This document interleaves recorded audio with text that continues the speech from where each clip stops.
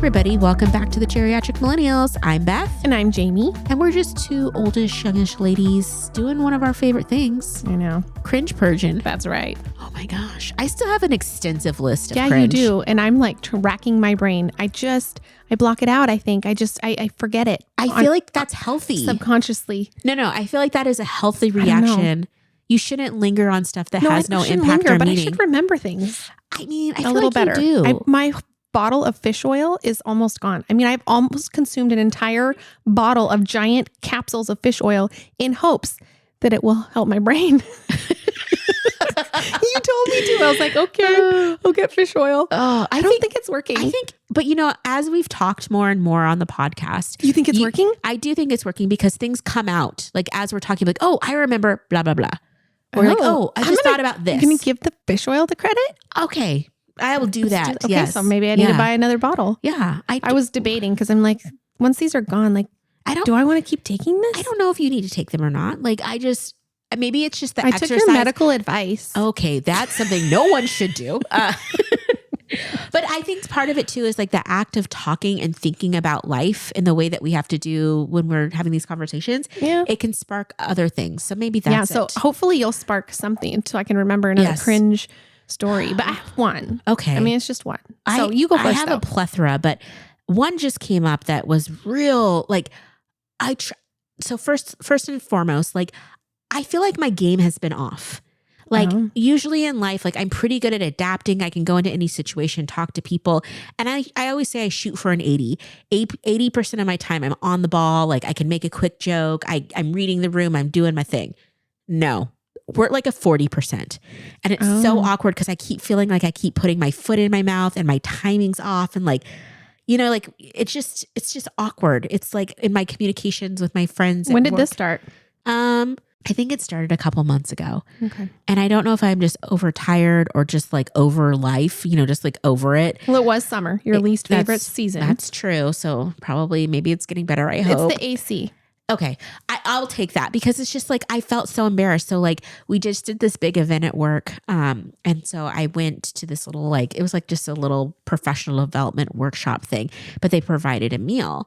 And so I had gone on like a little tour and like I came back and me and a coworker were at the very end of the line and we couldn't see what the food was. And I was so excited because most years we get Panera and I never buy Panera except for ever. Like I only eat it when I go to these work events. Okay. And I always like to get the Mediterranean vegetarian sandwich. I freaking love it. I got a gift card there and I went and I tried to get that. And first of all, I felt like such an old lady because I couldn't figure out how to make the gift card work because it was a gift card. So it's like, what does that mean? It's like this app where you can buy any gift card and send it to someone and it stores it in its own app. Oh.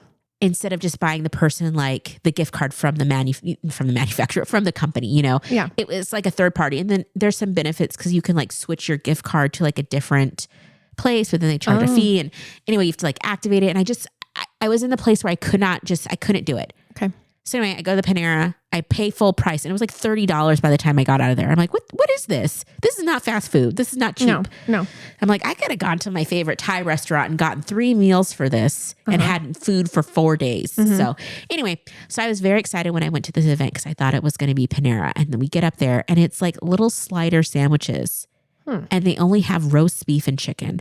There's no vegetarian option except for this like big old like crudité board of like broccoli and celery and carrots and all the ranch dressing was gone. So all there was to eat was like dry ass veggies. Sounds terrible. It was awful.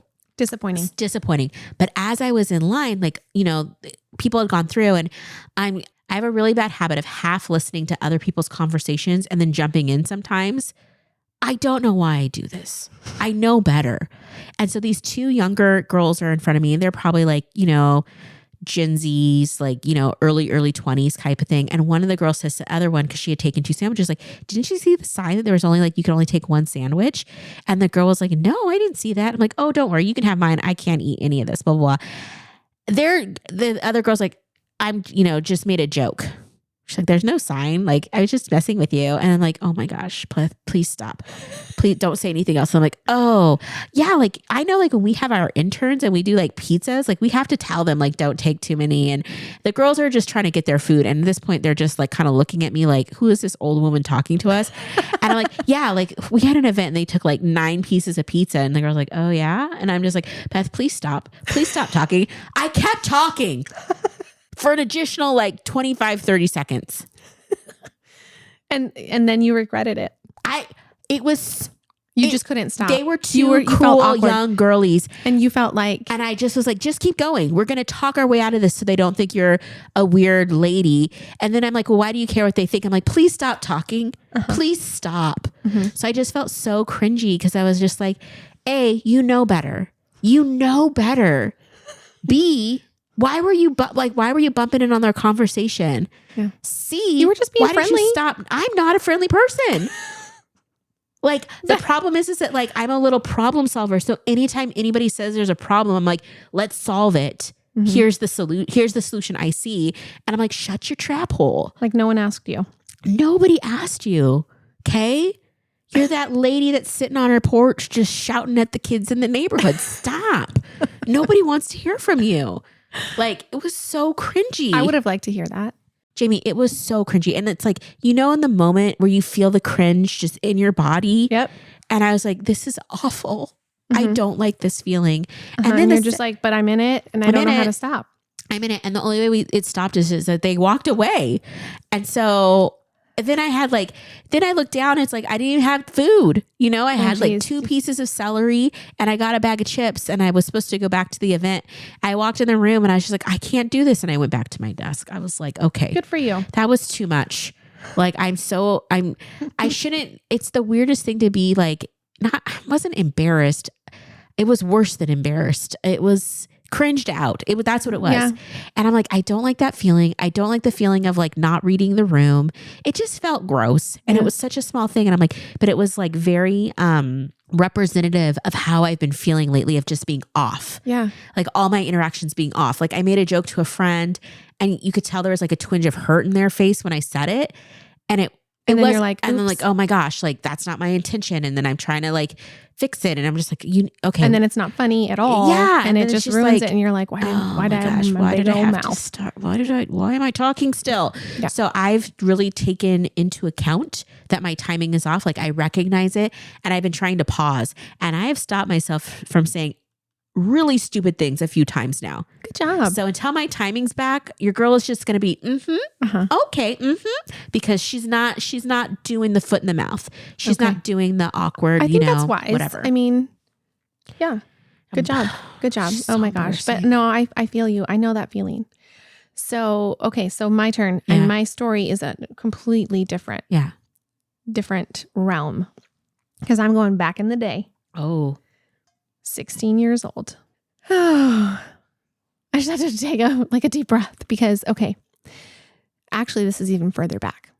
So when I was really little, like before my family moved to Belize, and we moved to Belize when I was 11. Okay. So we're talking like pre-puberty for sure, like just like a little kid. And we have cousins that we used to hang out with, a boy and a girl, and they're close to like my age. And, my cousin had a friend that was super cute. So I had a big crush on this friend. Yeah. Didn't go to the same school, didn't have any overlap of life except for through my cousin. And so it was very occasionally, but I had a big crush on him. Like, just like you, like as one does when they're 10 years old. Yeah. Fast forward, I'm 16 years old. I had just gone to Belize for, 5 years, come back to Canada.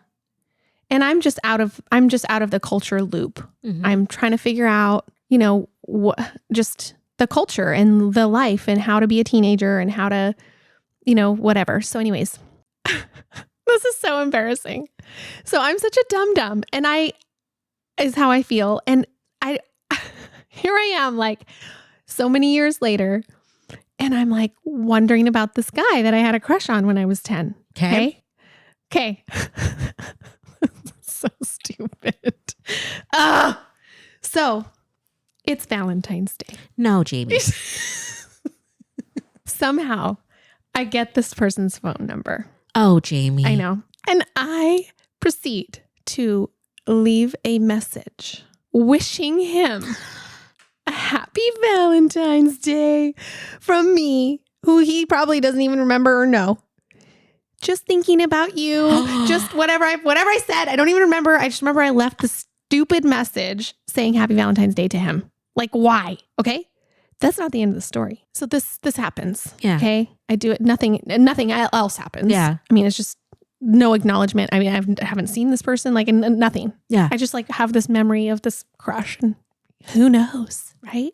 So same year, it's, a couple months later, and one of my friends, maybe it wasn't just a couple months. Maybe it was like a year later. I think it was, but it wasn't that long later, but it was. Okay. So my friend is there. She's like my best friend. We go to my cousin's house. Okay. The cousins that were friends with the overload, right? So this, and by the way, my cousin was still friends with him, like really close friends. So they see each other, whatever. I mean, they're good friends. And I'm there with my friend who's from Belize, and she came up to Canada to live with us. That's a side note. So anyways, she's there. And we're talking, and we're with my cousins, me and my friend. And this friend, we were talking about stuff. I can't even remember what we were talking about, but what I do remember is she goes, "Oh, Jayme, remember when you called so-and-so on Valentine's Day and left a message? Wasn't that funny? Ha ha ha ha ha." Oh my gosh. Was so freaking mortified because this is in front of my cousin now. Yeah. And I'm like, why? Like, number one, why did I even do that?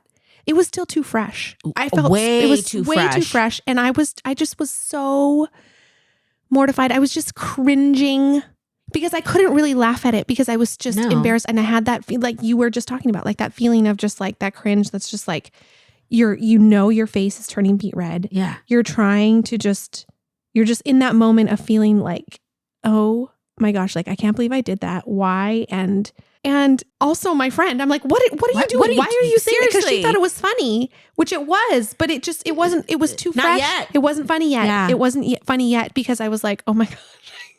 Yeah, it was funny, but also like, why? Like, I just was so embarrassed. Like, why did I do that? So even now, like, thinking about it makes me cringe because I'm like, yeah, that was so dumb. Oh my gosh, Jayme, that's horrific. Right. But I also think you need to look him up on Instagram on Valentine's Day this year and like send him that exact same message in a DM. Just like, hey. Oh my gosh. Can you even believe? Could you imagine? I'm going to see if he's on there. I haven't even thought about this person forever because I mean, I was 10 years old. Yeah. That's pretty bad. It is. I mean, this is, I guess, yeah. I don't know why I did that, but why did I think that was a good idea? I was like lonely or something? Like what? Yeah. I don't know. But when you're that age, you just go. You know what I mean? You don't think. You just are like that to me tells me that like I don't know, but it just reminds me of like, oh yeah, I'm setting up this like movie moment almost. This is our meet cute again or something. This is, going to like, do what did I think thing. was going to happen? He was going to call you back and you were going to start talking on the phone and then you were going to. What did I don't even know. I just wanted him to know how I felt about him after all these years. Like, what? Oh, it's so cringe. I think that's an amazing cringe story. I love that. Thank you. That was really good. Okay. Well, I feel better in a way now that I've put it out to the internet. Yes. Well, and I really think you need to look him up and just see how his life turned out. And just be like, oh, okay, I dodged a bullet. Yeah. You know, maybe. That kind of thing. In keeping with the theme of me just not keeping my mouth shut. This is another cringe one. And this one's actually haunted me for quite a few years.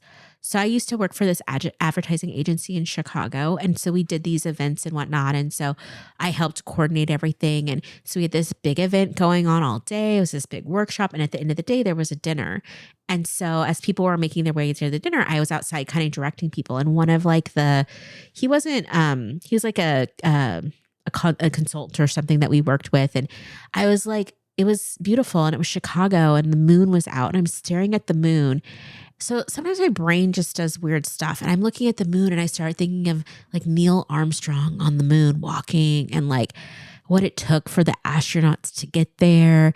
And just like, I'm looking at the, like, you know, you can see the different colors of the moon and like, what crater is that? And can you believe that men have walked on the moon? And what is that experience? And all of a sudden I start verbalizing this to the gentleman standing next to me. And I'm just like, I look at this guy. And again, I've been looking at the moon. It's been a long day. And I'm romanticizing the moon and just the efforts of NASA. Yeah. And I look over at this guy and I'm just like, can you believe we've walked on the moon? I love that. And I was just like, he just looked at me and I was like, I'm trying to stop talking now. It was so bad. Oh, anyway. I don't know. I think that's kind of sweet. I want to know your thoughts. No, I mean, but you do, but not a stranger, not the man that he's like, ma'am, I don't know you. Yeah. Are you on drugs? You're like, no, but I want to be. I was like, I wish.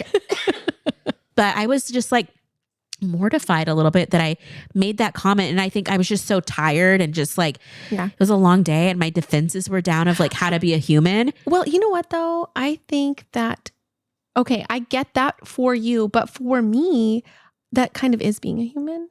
Like, I don't think there's anything wrong with that. Okay, there's nothing wrong with that, but like, you felt uncomfortable. I felt uncomfortable because it was like, oh, you're not my friend. Yeah, I just showed my true colors of what a weirdo I am. Yeah.